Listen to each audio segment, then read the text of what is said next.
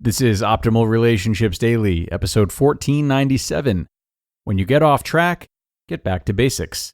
By Krista O'Reilly Davy DeGee of alifeinprogress.ca. Hello, everybody, and welcome to our weekly bonus episode, taking place each Sunday here on ORD. I'm Greg Audino, your host and narrator. Thankful to have your listenership once again. So today we are going to be sharing an episode previously aired on our health show. You guessed it, Optimal Health Daily. Krista O'Reilly Davy DeGee, who we've heard from many times here on ORD2, has some tips on how to get back to basics when you've gotten off track, which is helpful information to all of us regarding any number of scenarios. So let's turn it over to Dr. Neil now and hear this great post as we optimize your life.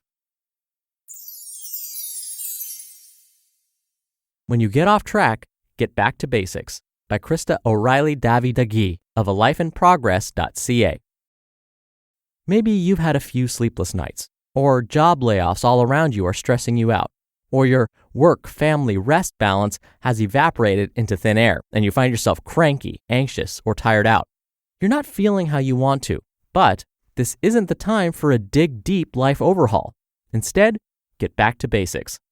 Sometimes all we need is to return to a set of tried and true rules that support us in feeling clearer, emotionally calmer, and more energized.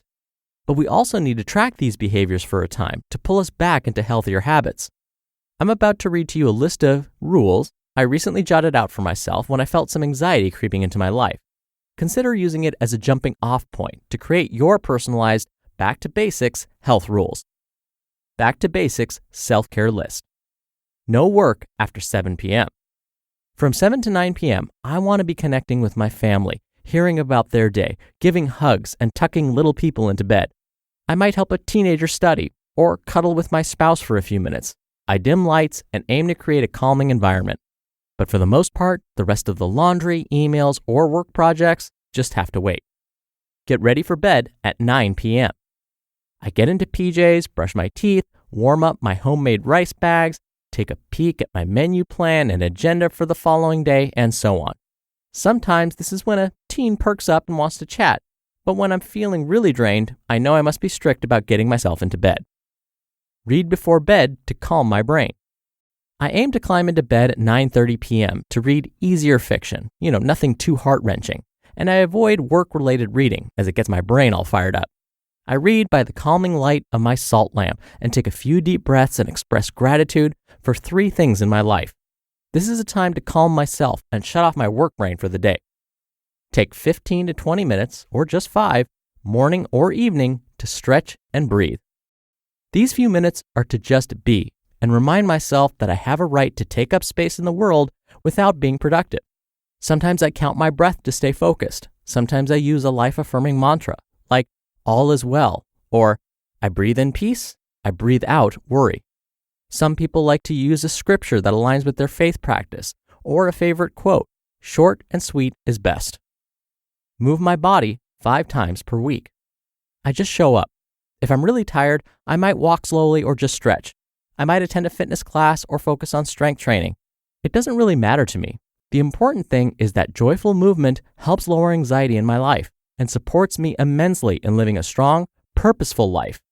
I also move around a lot in the day and use a standing desk, but this set-aside time for movement is important to my mental and physical health and well-being. Drink 10 cups of water or non-caffeinated herbal tea each day.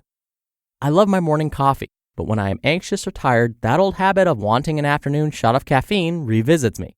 This is usually the wrong choice to make. It simply messes with my blood sugar, dehydrates me, and affects my sleep quality. Water with lemon or a cup of tulsi, licorice, or reishi are better choices. Plus, playing with herbs is fun. But the main rule here is to simply get adequate water. Do something nurturing for myself each and every day. I have written about this before, but self-care is essential. On lucky days, this might mean a massage or date night. More often, it might mean taking 15 minutes for dry brushing and a sugar scrub before my shower, or connecting with a sister or friend, or simply plucking my eyebrows. We've got to celebrate the little wins, don't we? When I get off track in life, chances are if I check my agenda, I have fallen off the self-care wagon. Book days off. Working from home, or studying, or being away for weeks at a time, or even being a teacher, can lead to work creeping into every day, including family time. This is not healthy. We become less productive, and our health and primary relationships suffer when we do not prioritize sufficient time for rest and play. I pull out my calendar and block out days, at least one each week and various holidays, for rest. Boy, do I struggle with this, but I am learning to tighten the reins. Eat by 10:30 a.m. I have never been an early breakfast eater, but by mid-morning, I am hungry and ready for some warm leftovers. But sometimes I fall into the habit of pushing my breakfast later and later in order to keep working. Not a good idea. Taking time to pause and nourish myself allows me to remain calmer, focused, and energized for the rest of the day. It's also an important act of self-care. Make time for life visioning. A clear signal that I'm in need of life visioning is that I get a little antsy or anxious. Moving forward with our goals or being productive is important, but we can end up living crazy busy but lacking in joy if we are not clear on why we are making certain decisions or spending our time in a certain way. The why is critical. A friend recently shared on social media about how she takes one full day each month to do this work as she supports herself. What a gift of self-care. But at a minimum, I spend a bit of time each week looking over the upcoming week and month and set aside 3 times a year for some deep reflecting, life visioning, and planning. Start where you can.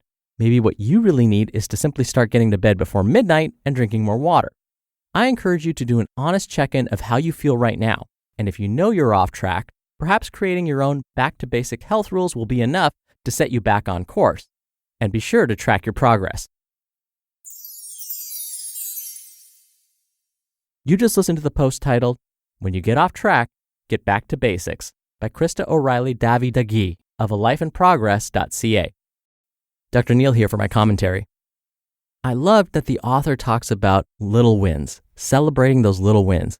This is because what we're learning is when we do one, even if it's a small, tiny thing that's good for us, it creates this momentum.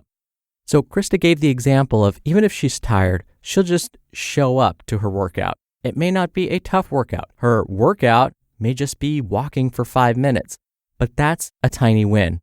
Think about the last time you pushed yourself for that tiny win. Maybe like Krista, you were just too tired, but you know what? You pushed yourself to stand up, do some stretches, or go for a 5-minute walk.